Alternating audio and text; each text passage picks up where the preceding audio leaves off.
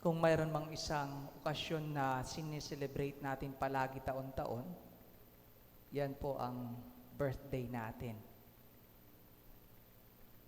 Yung iba pag birthday, naghahanda talaga at hindi mawawala ang pansit para daw mas sumaba ang buhay. Yung iba nagpapakatay ng baka, kalabaw at iba pa. Yung iba, di nakakalimot na magsimba at magpasalamat sa Diyos. Alam niyo, birthdays are always occasions of gratefulness, of saying thank you to the Lord para sa buhay na binigay sa atin. Naalala ko yung isang kwentong nabasa ko na meron daw isang magulang na mahirap sila. At nung mag-birthday yung kaisa-isa nilang anak, maliit pa tong batang to, ginawa ng nanay, binihisan, maaga pa, early in the morning. Tapos sabi niya, anak, magsisimba tayo dahil birthday mo. Binihisan niya ng maayos. Hindi something ayos. Tapos nagsimba. Nung pauwi na sila, dumaan sila sa bakery. May maliit na bilog na tinapay na yun lang yung kaya nila. Bumili yung nanay, tapos bumili ng kandila. Tapos umupo sila, nanay, tatay at anak. At yung magulang ay kumanta ng happy birthday. Happy birthday, anak. Simple gesture of pag-aalaga, di ba? Nagsimba, naghanda, simpleng bagay, simpleng okasyon. Ngayong araw po, sineselebrate natin yung kapistahan, solemnity of the Nativity of John the Baptist. Nativity po, galing po sa Latin na nativitas, nang ibig sabihin ay birth. So, sineselebrate natin ngayon yung birthday ni Juan Bautista, ni John the Baptist. A little backgrounder. Alam niyo, nung unang panahon, hindi po yung orientation ng society, hindi ganito. Nung unang panahon, pag mayroon daw pong manganganak, yung mga kapitbahay, community, ay nagtitipon po sa harap ng pinto ng bahay.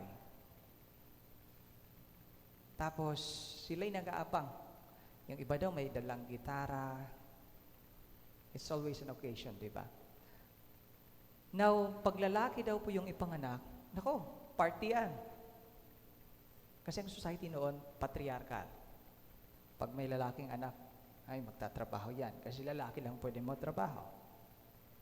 Pag babae daw po, sad to say, well, noon to, hindi ngayon nung una, nag-aalisan.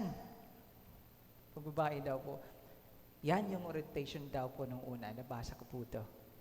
At narinig ko rin sa mga kwento at sa homily na ganun daw po ang orientation nung una. Of course, hindi na ngayon. Hindi na ngayon.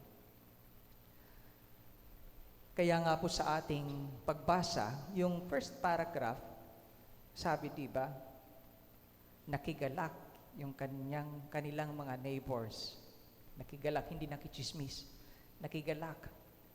Dahil lalaki si John the Baptist Diba, nakigalak yung kanilang mga neighbors. At ngayong araw, kung mayroon mga salitang dapat natin pagnilayan, tuwing okasyon ng kapanganakan o birthday, kaarawan, lalong-lalo ngayon, makikita po natin sa ating gospel. Ang sabi dito, sumasa kanya ang Panginoon. Kasi si Elizabeth matanda na, si Zacarias matanda na. Sumasa kanya ang Panginoon. Pero mas maganda siyang pakinggan sa Ingles. Ang translation po sa Ingles ay, the hand of the Lord was with him. The hand of the Lord was with him. Ano kayang ibig sabihin nito? Anong meaning nito? Una po, pinapaalala sa atin na tuwing birthday, it's an occasion to thank God. Pinapaalala sa atin na ang author ng buhay mo, buhay ko, buhay nating lahat, ay ang Diyos. Siya ang lumikha. It's the hand of God, the hands of God, ang lumikha sa atin. This is one thing that we should always remember, Dapat natin palaging maalala na ang lumikha sa atin ay ang mga kamay ng Diyos. Kamay ng Diyos. It's God's hands that formed you. He is our Creator. He is the author of our lives. Dapat nating maalala palagi yan at ituro sa mga anak na ang lumikha sa iyo ay ang Diyos. Ang lumikha sa atin ay ang Diyos. Pangalawa, kung inyong napansin sa pagbasa, yung tanong ng mga neighbors nila ay, what would this child be? Ano kayang kinabukasan nitong batang ito? Let's ask ourselves, magandang tanong po ito. Translation po nito, ano kayang purpose? Purpose ng buhay ko, buhay natin. Ano kaya ang plano ng Diyos sa atin? Ano kaya ang plano ng Diyos sa atin? Dapat nating alalahanin palagi na God has a design for our lives. May plano po. May purpose po ang buhay ninyo.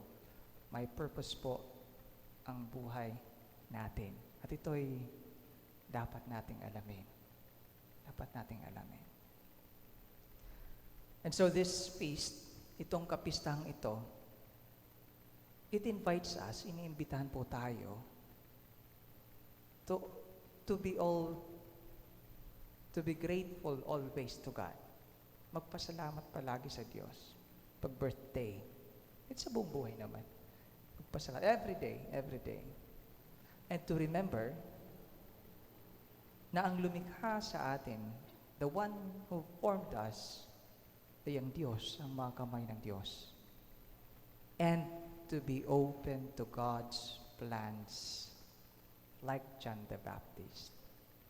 Bukas sa mga plano ng Diyos. Klarado po yung kay John the Baptist. Alam niya ang role niya. Hindi siya Diyos. Sabi niya, He must increase, I must decrease. Mga salita ni John the Baptist. Itong tatlong bagay na ito ang dapat nating pagnilayan. Dapat nating gawin. Una, be grateful. Pangalawa, remember na ang Diyos ang lumikha sa atin. At pangatlo, na maging bukas tayo sa mga balak ng Diyos para sa ating buhay.